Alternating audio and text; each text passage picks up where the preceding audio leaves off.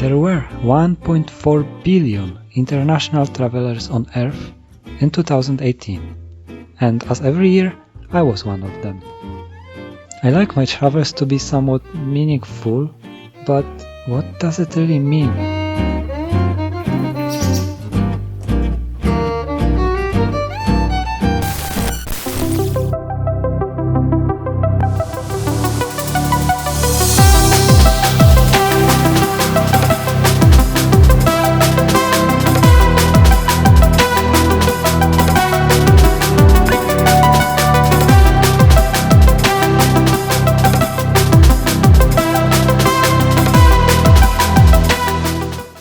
I'm in Croatia, talking something smart to the camera.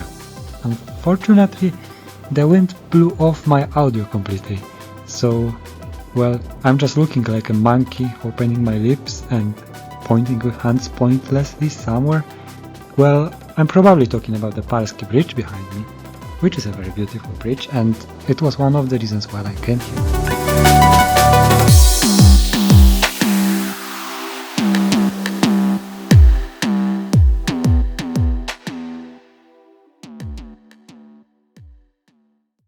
I have seen quite a few wonderful places, and I have been to quite a few wonderful places.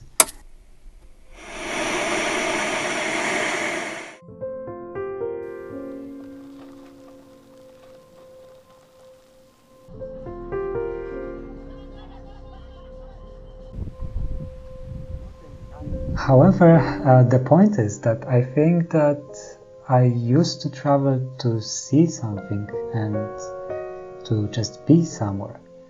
Don't understand me wrong, I'm not saying this is completely bad. However, I think the experience that I gained from these travels is a little bit shallow, and there could be so much more.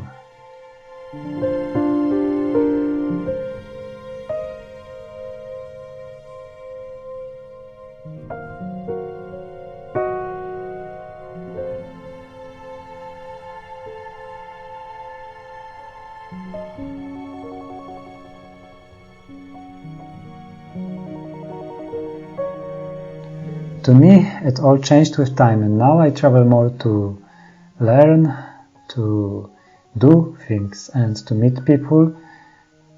But most of all, I think traveling is a way of unleashing creativity and maybe enhancing our dreams a little.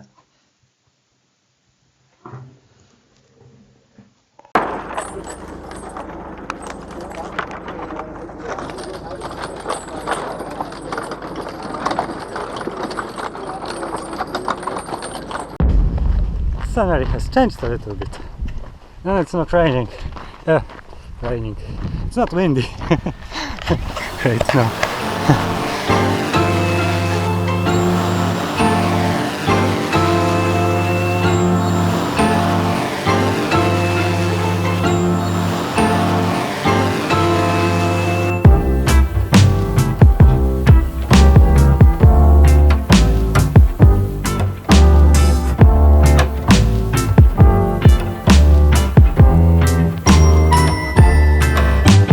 Deep in my heart, I have an urge to keep moving, and this drives me to progress with my life.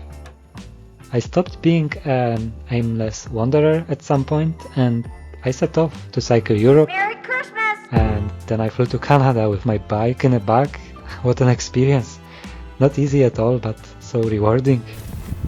I've trekked through all of Polish mountains, and then I headed toward Alps, and finally I reached Himalayas. What a thing to do. After reading a ton of books about Mayas, I flew to Yucatan to learn more right from the source, to touch and experience the things I've read about before. That's my So with time, daylight has become my guide and the stars became my neighbors. Nature has literally swallowed me completely, and I think it has become one of my best friends.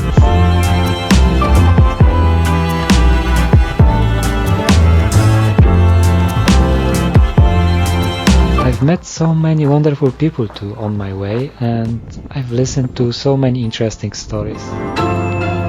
So this is where I am now. But I'm really sure that it's not the end of the journey yet, and future may come with changes to the way I travel. And to be honest, I'm really looking forward to it.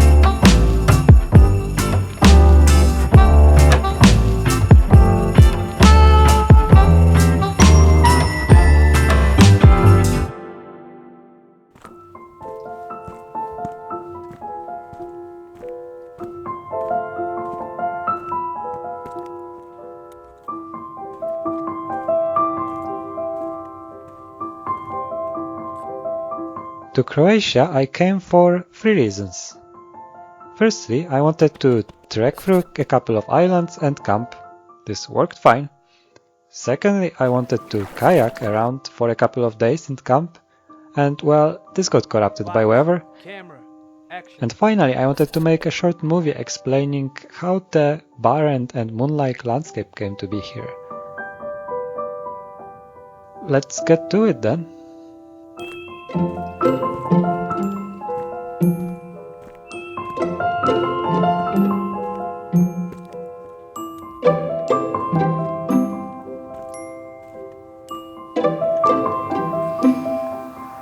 The landscape of Croatian islands is rather peculiar and strange. There are rocks everywhere. This area where I am now, it's actually having some vegetation, quite noticeable, but there are places where it's hard to find any vegetation when there are just rocks, stones everywhere. And there we can see the mountains. This is the mainland already. So in between these mountains and the land I'm standing on, there is a little bit of water, the Adriatic Sea. And so what happens and why this terrain looks like that is that there are some strong winds coming all down from these mountains, and the wind sprays the salty water onto the island, making it really hard for plants to survive. The interesting thing is that every rock that we can pick up here have a lot of cracks all around it.